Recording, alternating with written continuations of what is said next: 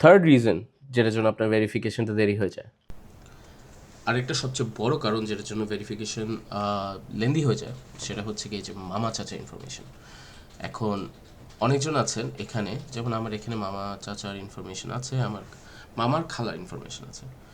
নেক্সটে গেলাম, এখানে মামা চাচার ইনফরমেশন আমার যেমন এখানে দেওয়া আছে, কিন্তু আসলে এখানে আমি ভুল তথ্য দিয়েছি।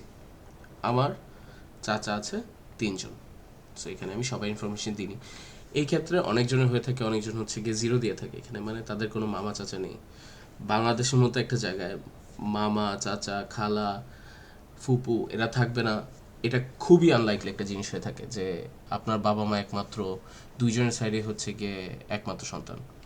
সো এইটা হচ্ছে গিয়ে আমাদের চোখে সবার আগে পড়ে যাচ্ছে, এই জায়গাটা ফিল আপ করা হয়নি।